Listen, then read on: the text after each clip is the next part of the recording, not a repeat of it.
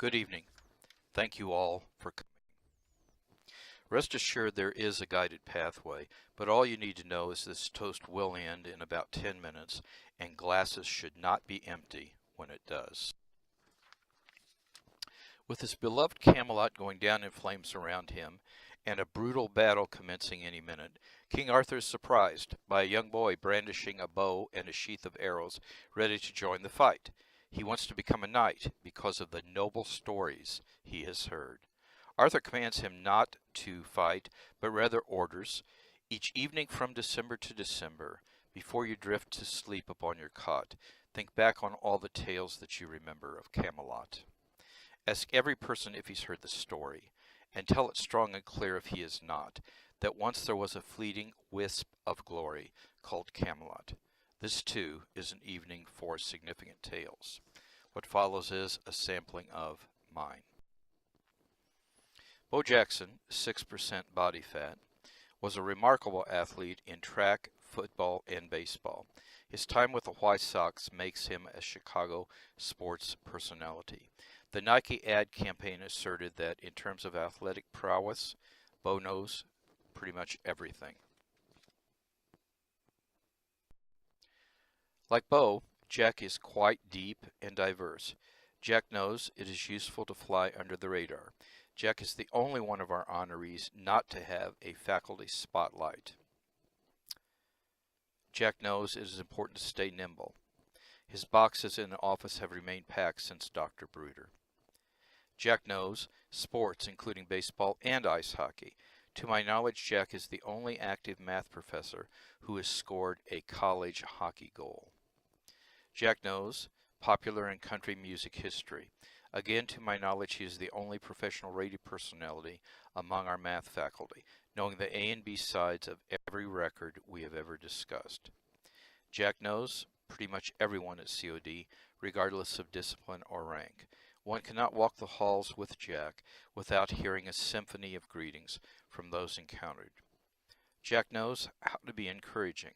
Jack was the third ever to reach 1,000 written contributions to the faculty discussion board, and his positivity quotient was the highest ever recorded there.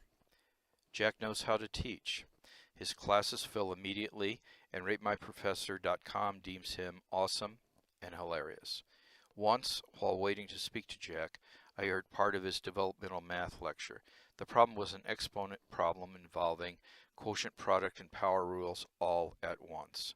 Jack quipped to his students that it's like a horror movie involving Dracula, the Wolfman, Frankenstein, and Freddy Krueger all at once.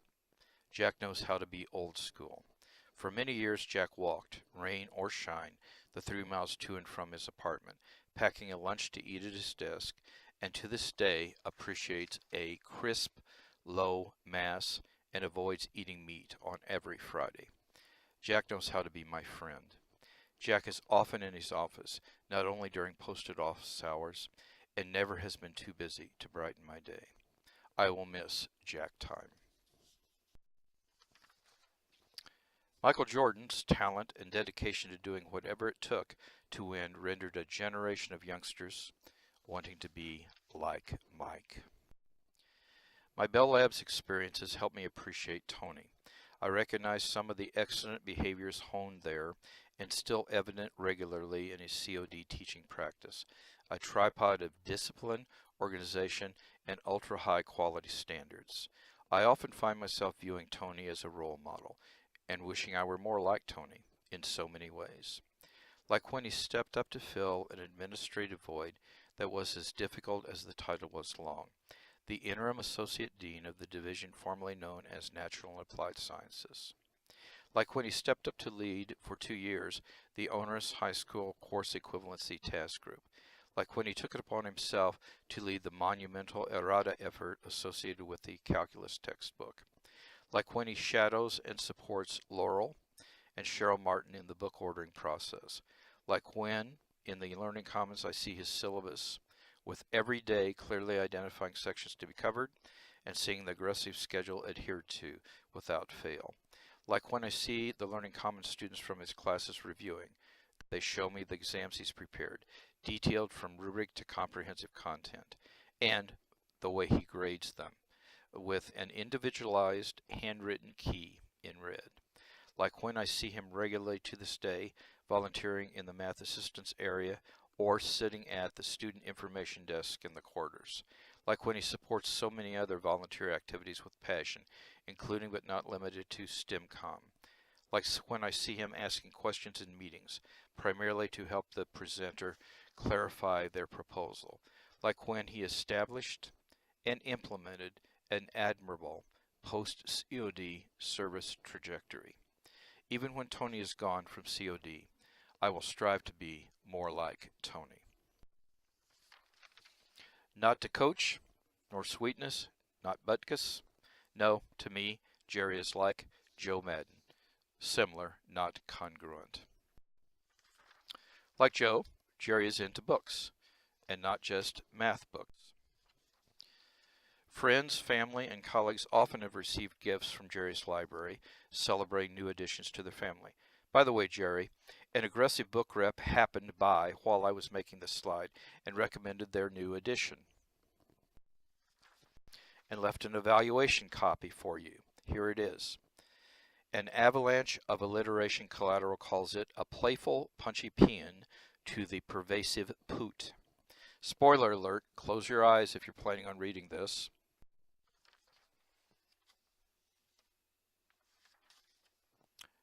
You can open them now. Another non-math book that comes to mind when thinking about Jerry is the memorial cookbook Jill and Jerry assembled and distributed when his sainted mother passed. It was a unique and thoughtful tribute to a life well lived. Other tales Jerry shared about his mom and the richness of their relationship make me wish I had known her, and perhaps eaten some of this cake. Like Joe, who had many stops prior to Chicago and Tampa, as a minor league catcher, minor league manager, scout, and coach, Jerry has a rich background before COD, including seminary studies and other college math teaching. He once taught simultaneously in one term as an adjunct at Oakton, Moraine Valley, Loyola University, and Northeastern University. But unlike Joe, who maxed out as a receiver somewhere in the Angels farm system, Jerry never stopped teaching, even as an administrator. He would regularly teach the specialty discrete math course and would competently pinch hit for any faculty member facing a spontaneous emergency. His return to the teaching full-time begat a magnificent blessing for our students, who realize Jerry has much to teach them, that he cares, and that he tries to make it fun. Like Joe, Jerry is a winner in multiple venues. Jerry is the only person ever to be recognized as outstanding divisional faculty and the Administrator of the Year. This twin recognition will never happen again. Like Joe encouraging his players, Jerry perpetually encourages us, regardless of the uniform he was wearing, and does not throw faculty under the bus. He knows us all, including the adjunct faculty. Like Joe, who shelters his players from the media and has their back with the umpires, Jerry protected us from administration and for so many years from the high schools. He did a corridor demonstration with Mechanich about how underprepared the students were and smiled inwardly when Dr. Chan banished the high school superintendents from this academy.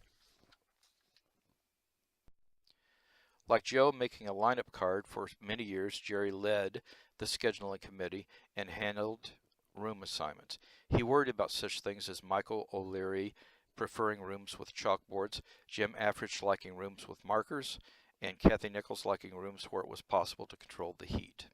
Jerry also knew which classes to let run, so students could complete their programs in a timely manner. He instinctively served as a pathfinder, pre-pathways. Like Joe, who has to deal differently with young talent like Javier Baez and seasoned performers like Lester and Rossi, Jerry, as an administrator and later department co-chair, effectively interacted with us all, as professionals and as individuals. One size was never assumed to fit all. Like Joe, Jerry is both familiar and fine with beverages, and is sufficiently colorful that no one wants to follow him to the podium. They will be perceived ill-informed and dull by comparison. Like Joe, who supports many charities and sponsors boxing competitions, art auctions, Jerry has many diverse interests outside of COD, including Hall of Fame consideration in sports officiating circles, working in support of the Special Olympics, and for so many years orchestrating and hosting high school math contests at COD. Like Joe, I think Jerry has a heart of gold. I witnessed from afar the caregiving he gave to his mother, witnessed much closer how he would schedule seriously ill adjunct faculty members for courses to encourage them, and how genuinely he cared for us all. No wonder his Loyola classmate Scott Albert and his grammar school mate Tony Leonard think of us as Jerry's kids. When Brenda Alberico retired, Jerry remarked that she was always a faculty advocate. I now understand better what that compliment means and how it applies so aptly to him as well. One of Arthur's lieutenants raced up to Arthur as he was knighting the lad. "What are you doing? You have a battle to fight." Arthur replied, "I have won my battle, Pelly, and here, pointing to the lad, is my victory. What we did will be remembered." As the lad ran away, Pelly inquired, "Who was that?"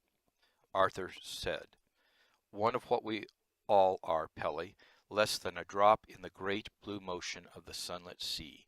But it seems that some of the drops sparkle. Some of them do sparkle."